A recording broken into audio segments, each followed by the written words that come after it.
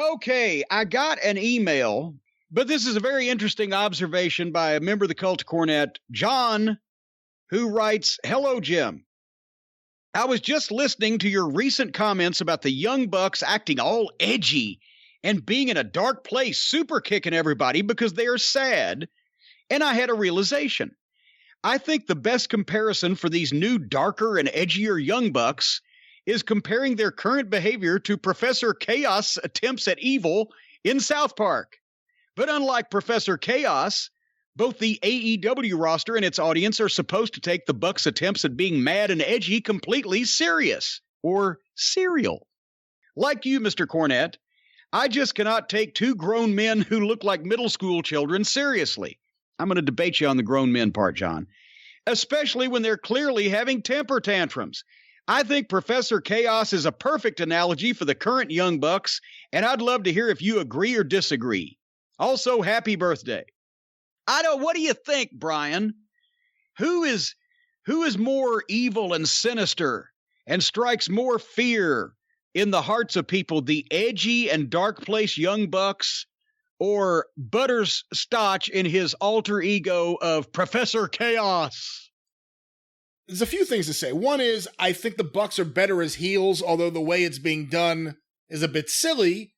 Secondly, because I'm not a South Park aficionado, I'm not fully aware of Professor Chaos. Oh, come on. You've never actually followed the attempts of Professor Chaos to strike fear into the hearts of all of the citizens of South Park by creating chaos, such as going into a restaurant and ordering things and then walking out? Or What? making prank phone calls?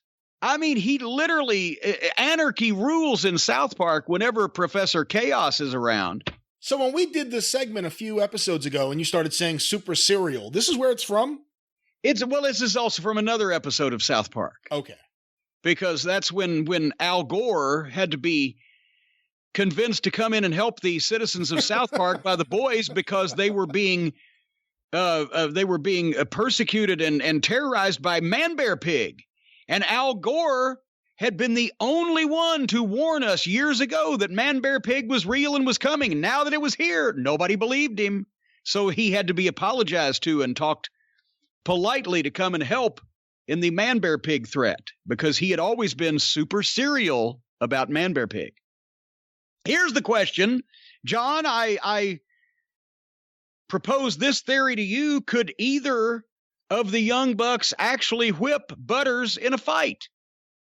And I don't know whether I would compare Professor Chaos to the Young Bucks in their current incarnation now, because Professor Chaos is somewhat entertaining. I think we could possibly draw a better comparison to the Young Bucks and the Coon, because the Coon was not only a totally ineffectual superhero, but one that nobody cared was around, didn't really pay any attention to, and got his thunder stolen by another kid, Craig, who was doing his own superhero bit. So I think the Coon. Did you ever see the Coon trilogy, Brian? I have no idea what you're talking about. Cartman was the Coon. He had raccoon claws and a raccoon mask. And he was the Coon, and he would just scratch you with those fingernails, with those raccoon nails as his superpower. But nobody liked the Coon. What about Wacky Races? Can we turn this show into Wacky Races, you think? I think that could work. Could maybe Brody Lee could be Dick Dastardly, and they could finally find a place for the fucking dwarf. Stunt, he could be Muttley. He's the same size. Did you like the Cannonball Run? Cannonball, but that was live action. Yeah, but in the milieu of Wacky Races. Well, yeah, but Wacky Races, they're not serious enough to be Cannonball Run. We've got to have something around here. I think they should do, especially after the parking lot fight that we'll talk about later on. They should get all those cars and do Wacky Races. And this could get greenlit right away because Brandy could be Penelope Pitstop. So right there, as long as there's a spot for Brandy, we can get that going. What were you going to ask me? What was Dom DeLuise's character in Cannonball Run? Was it Captain Chaos? Something like yes. Got a lot of chaos going around. But yeah, I think that even more than South Park, I think that there could be an AEW Wacky Races. You put all those fucking guys in a bunch of the cars they had out in the parking lot and just send them across the fucking country, and whoever gets to San Diego first or Amarillo by morning or whatever wins the Wacky Races. You want to bet on it, Brian? I see where you're going. Could we bet on it? Could we bet who's going to win the AEW Wacky Races? I wonder if my bookie will help us out. Because after all, if you want to bet on something, you naturally go to my bookie. And winning season has returned at my bookie. That means doubling your first deposit. Folks, you can sit up with your feet cropped up or propped up, either one, on the couch, and you can win these insane props, these epic bonuses, the craziest cross-sport wagers.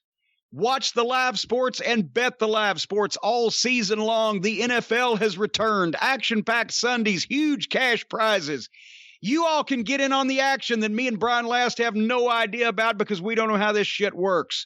But folks, if you go to mybookie.ag and use the promo code JCE, you can double your first deposit. New players get up to $1,000 in free play. It's designed to add more excitement to the sports you love and the games you bet. So you can bet with the best this NFL season for your chance to win big. Everybody's winning but us, Brian, because we don't know how to do this shit. But go to mybookie.ag, use the promo code JCE, double your first deposit, and as a thank you, send me and Brian a small percentage of your winnings. That's right. I didn't know we were encouraging money to be sent in, Soupy Sales. Yes, send.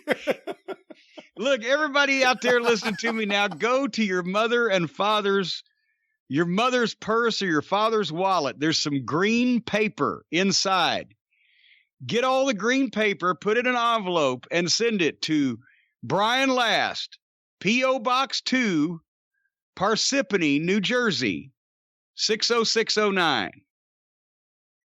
There we go. You know, he got kicked off TV for doing that. Well, I was present when a morning team in Charlotte had their Soupy Sales moment. Oh, I don't know about this.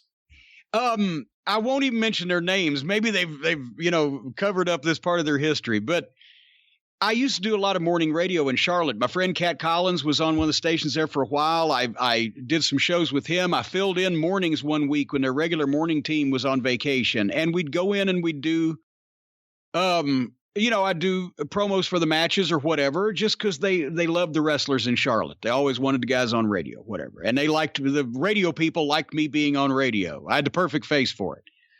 So I'm in there one day doing a morning show, and it was his guy and his girl, and they announced there was a competing rock station that had a contest going on that if you were called in and did something or answered such and such question, then you would win a brand new car. That was their competition station owned by another group, not their call letters, not even in their building, a completely other station. So we're in the studio, and in between fucking bits, they're playing a record, and somebody calls, "Hey, am I the 14th caller to answer?" It's here's the answer to the question or whatever. And they said, "Well, great. You just won a brand new car. Go down there and pick it up." And they hung up and thought, what a fucking sucker. He called the wrong radio station. The guy went to the car lot demanding his fucking brand new car. And they said, what the fuck? And the car lot complained to the radio station, and the radio station that was really running the contest, their management complained to the radio station where the guys just asked off, and they got him fired. Oh, wow. For giving away the fucking DJs got fired for telling the guy he'd won a car when he called the wrong radio station. You never know what can happen. That's why we do all of our own programming, and we have no producer, because nobody can yank us off the air. By cracky. You going to take that out? I don't know. We'll see. What am I daring somebody to?